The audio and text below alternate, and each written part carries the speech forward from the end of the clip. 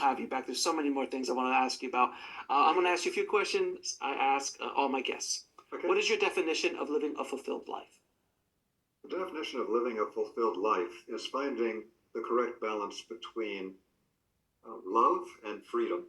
In the Rosicrucian tradition, it's believed that that's the two aspects that make us what we are as human beings. We're trying to find that right balance and mutual development of the love, where we unite and help and merge with other beings, but at the same time having the freedom to be able to chart our own path and not being constrained. In every relationship, there's always that struggle. Everybody's having their problems in the relationship. You want the love, but you also need your freedom. How do you find that correct balance? So that's one aspect of it. The other aspect of it is that I really think it comes down to, can you answer, and are you on the path to answer these three questions? Who am I? Why am I here? And what did I choose to do in this current incarnation? If you're clear on that, your entire life changes and becomes so full of purpose that you'll never be bored again. If you had a chance to go back in time and talk to little Robert, what advice would you give him? I basically advise him to invest more time in getting out of emotional reactivity, to be more of a superconductor to all of life's challenges, and not get into all the various emotional whirls which can be transcended with enough effort. How do you define God or source?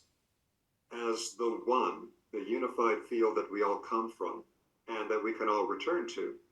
That this is essentially the state before duality. It's what we're seeking in every romantic, emotional, sexual relationship, is to merge with another being into one, because we know that's where we've come from and where we're going back to. So the Greeks referred to God as the one, and that's very much the way that I understand the Godhead as well.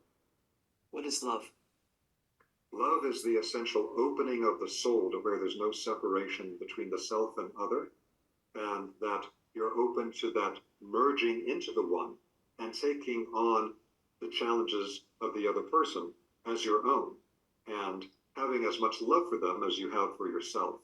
It really is the force of attraction that is the essential thing that's going to take us out of isolation and being able to unite back into the Godhead, the unified field source itself, and make our journey on the physical plane a pleasure rather than a misery.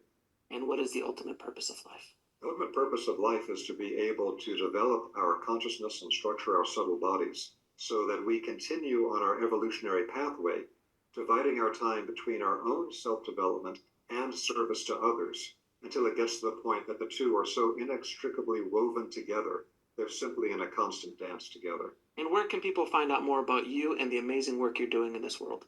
At www.vesica.org. Vesica is spelled with a V, as in Victor, VESICA.org. And that's where you can find out about the online classes we offer.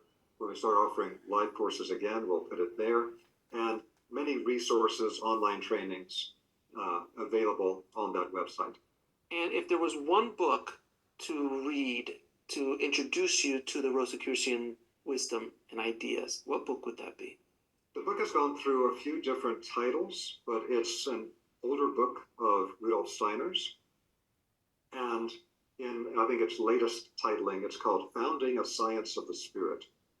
And this gives you a good overview of some of the core Rosicrucian concepts. There are a series of books called the Basic Books by Rudolf Steiner that people are always told is the place to start with, but they can be quite challenging. And Founding a Science of the Spirit is a much easier introduction. Or if you're coming from the perspective of a more conventional Christianity and you want to start expanding that, then the book that I would recommend is called The Burning Bush by Edward Smith.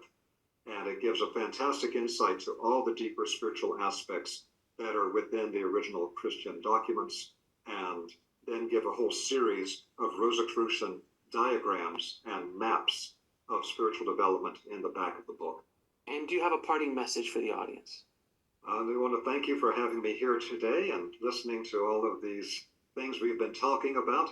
It's such a great privilege to be able to talk to people about these things and to, if possible, ignite renewed interest in these things as something very real and very tangible.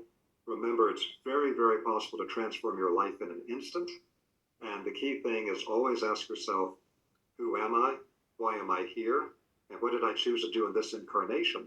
So that we don't fritter away our precious time in this physical body before it's gone. And we use it to really make a permanent movement forward in our evolution, which will both help us to get out of suffering and into much more pleasurable aspects of life, and to be of higher service to those around us. Robert, it has been a pleasure and honor talking to you, my friend. We definitely will have you back in the future. I appreciate you and everything you're doing to awaken the planet. So thank you, my friend. Wonderful. Thank you so much. Great to be here.